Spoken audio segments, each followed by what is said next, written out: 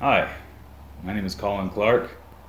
Today is August 16th, 2019, and it marks the 5-year anniversary of my crash.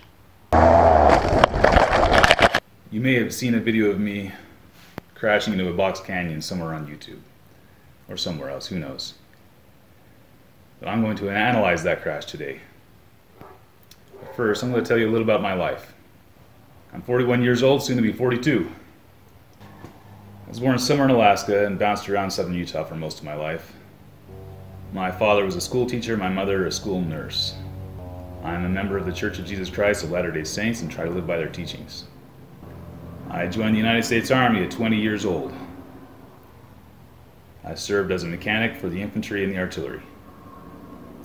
I've been deployed a couple of times, been shot at a lot, and I was lucky enough to never have to return fire. I earned my bachelor's degree in electronics engineering.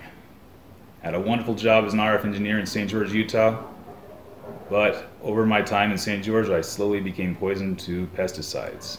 Pesticides were sprayed everywhere, every building, everyone did it.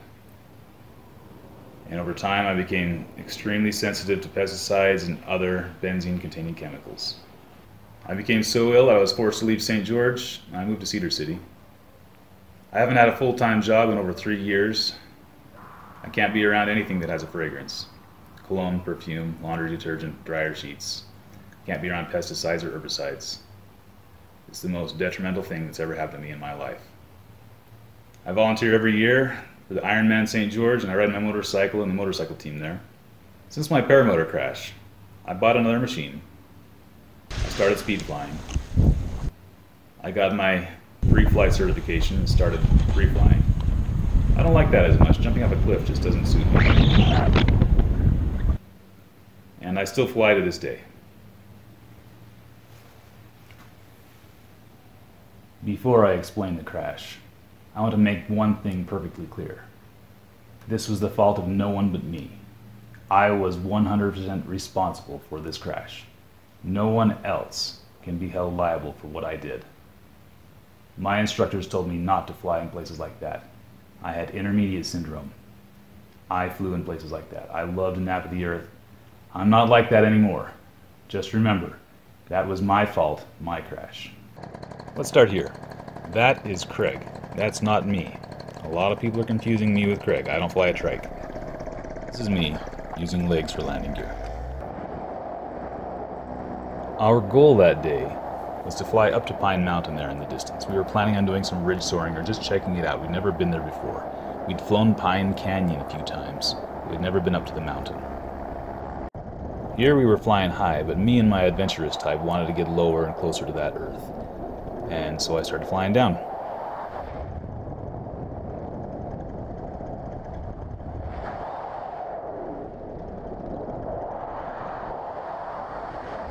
Flying around this hill, and I looked to my left and just said, hey, look, there's a great canyon. I've been up here before. That's probably the canyon that I flew down the other day. Because the other day I'd been flying down Pine Canyon. And so I thought for a split second right here, I was going to fly up this canyon, and it was the same canyon. But then, ooh, oh my gosh, right here.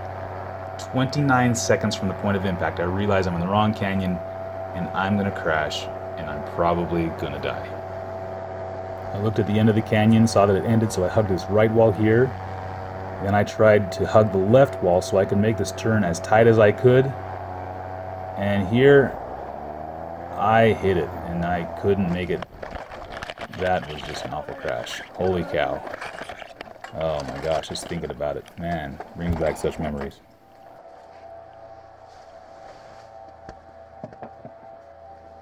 What I love about that flat top is that single point quick release harness.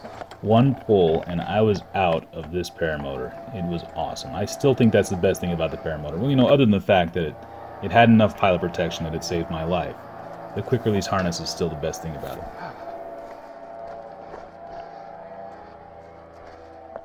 What a lot of people don't understand about this canyon is how steep it is. The GoPro does not do it justice. It is really gnarly, really steep, and there is no way I could have climbed out of this canyon with the equipment I had.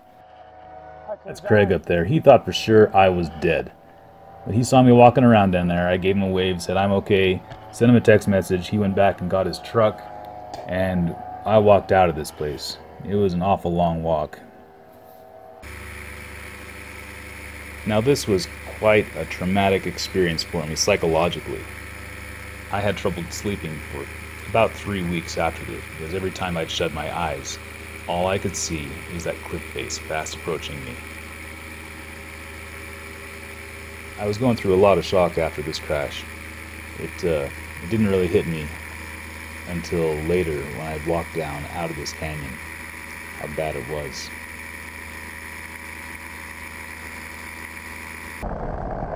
So a few months before my crash, I was flying this really awful place with swirling winds and ridges and horrible, horrible wind. And I flew for about 20 or 30 minutes. Lost my forward lift. And when I came in for a landing, I caught a downdraft or something, and I hit pretty hard, and I broke my prop. And my prop. And my gas tank. And my gas tank. And it sucked. And so at that point, I was flying the Helix 130 prop, and I switched out to a 125 after that. And the nice thing about the 125 is that it would spool up really fast in the air. I'd hit the throttle, it was instantaneous output. And so it had a downfall. It didn't have as much thrust as the 130. And so on the ground, it would take me just a little bit longer to launch. And I liked it in the air, but I really didn't like launching with it. Dang it. So after a few months of flying the 125 prop, I thought I wanted to go back to the 130 and get the thrust back on the ground that I used to have. And so I bought a Helix 130 prop, and it came as a Helix 130 prop with cooling fins. And I thought nothing of it. I said, this is great, you know, now my engine's going to run cooler and it'll be better.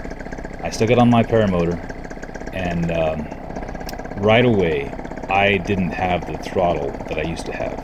It took longer to ramp up the throttle, and it never got to full RPMs. I could not get that thing up as fast as I could going with 125. And so when I started taking off with this new 130, it was the longest I'd ever spent on the ground trying to launch at this elevation. I spent so much time on the ground just running, and I'd never done that before unless I was like at 6,000 feet. And so I really didn't like this prop that much. And in the air, it just did not spool up fast enough. Nowhere near what I had with the 125, let alone my old 130.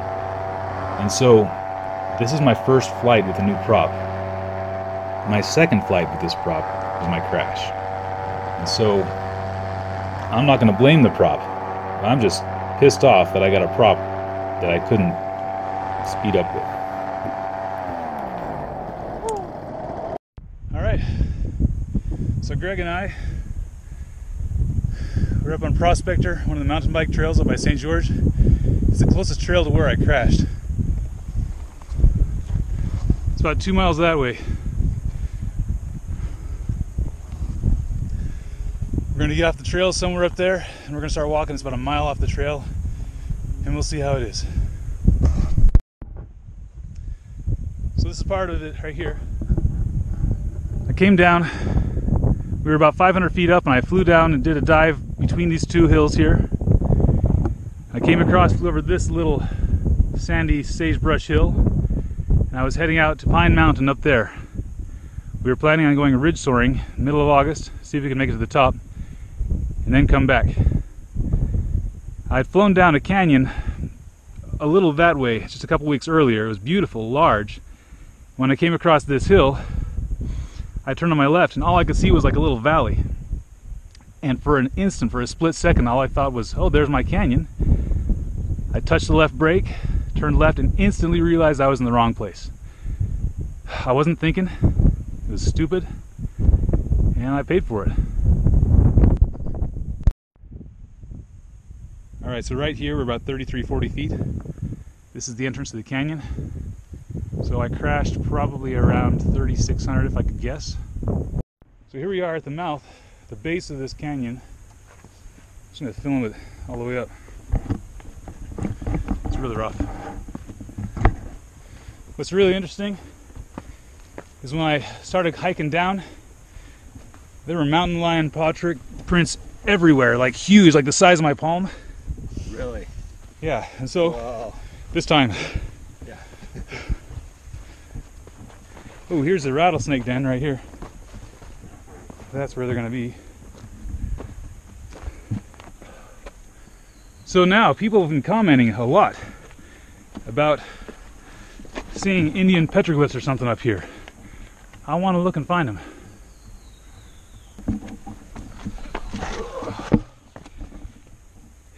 Yeah, climb out of this with a paramotor. This is a lot bigger than it looks. A lot bigger. A lot steeper. Yeah. Well, just higher. Oh, higher. Just higher. Yeah. That wall especially. So, I basically had 3 kinds of comments on my video. The first comment is people that are like, thank you for posting this video. I will be a better pilot because you did this video. The second comment, people are like, thank you for posting this video. I'm never gonna fly because you posted this video. The third comment, you're so stupid. Why didn't you die in that canyon? You should have died. I wish you died. Go kill yourself. I get a lot of comments like that. My goal in posting the video was to make sure new pilots like myself didn't do stupid maneuvers like I did. Alright, so if you look here, there's a flat rock right there. When you watch my video of the crash, I think that's the rock. That's your petroglyph. I was right up against it on the left-hand side, making my right-hand turn, and I crashed somewhere up here. So I couldn't make it. I couldn't even make it out of the end of the canyon. I'll have you know I was wearing a helmet. Totally unscathed helmet. As a matter of fact, the only part of me that touched anything were my gloves. I ripped some holes in my gloves. No scrapes, no scratches, nothing. Oh, here it is. Oh my gosh. So what I think about when I crash, if I didn't crash here, I would have gone up Pine Valley and crashed into a cliff with a 200-foot drop. This is it. This is where I came down. Really? Right here. Off that shelf and then boom. Yeah, what is that, like It's like falling off a roof. 20, 30 feet? Yeah, so somebody was watching over me when I crashed.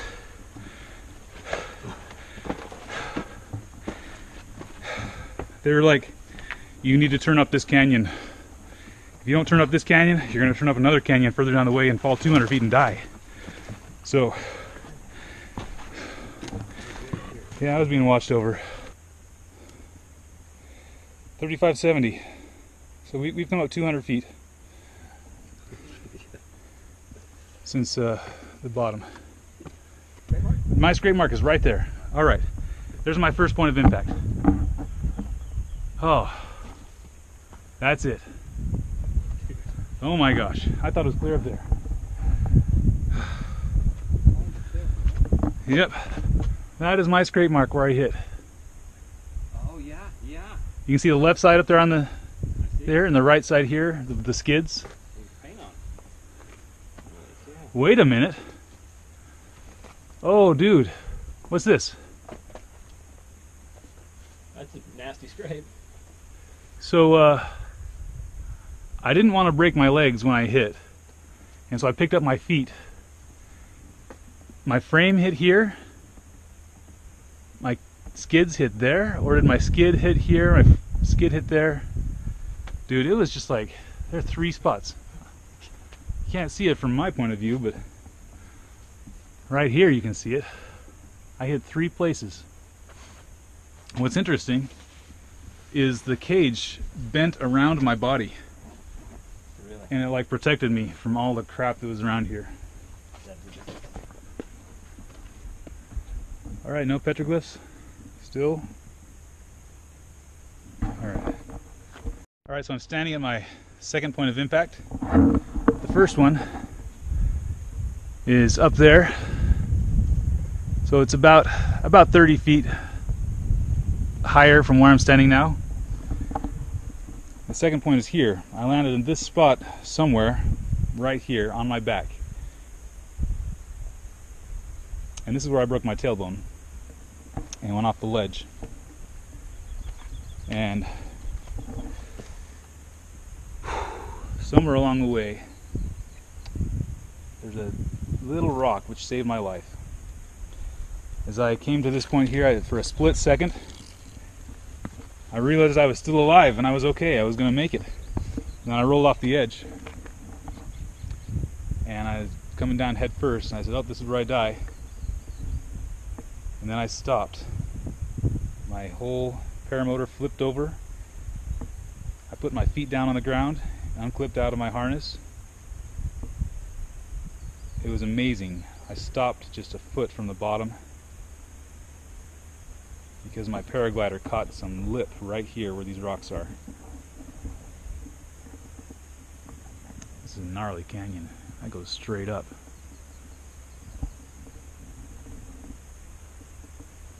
Can't find any petroglyphs, so stop asking. So one of my biggest mistakes when I left this place, Not pinning it on your GPS? not pinning it on my GPS. Yeah, I came up here to collect my equipment the following week, and I couldn't find it. How long did it take you to find it up here? Well, we knew where we were going. I found it on Google Earth, and I knew approximately where it was, so we climbed up this area, and I looked around for a while. So we found it quite a bit quicker today. Yeah, I kind of knew where it was, but I was looking around, and I couldn't see it, and I turned around, and it was like 10 feet away from me. This is the helmet that I was wearing at the time of the crash. Not a scratch on it. I still wear a helmet. I still believe in helmets. Got a ton of helmets. Everything on the Paramotor was completely destroyed. Every frame piece was gone. The comfort bars had bent around my body, protecting me in that crash. The engine was smashed. The piston had seized inside the cylinder. Everything was shattered in there. The only salvageable part on the entire machine was the spacer plate on the propeller.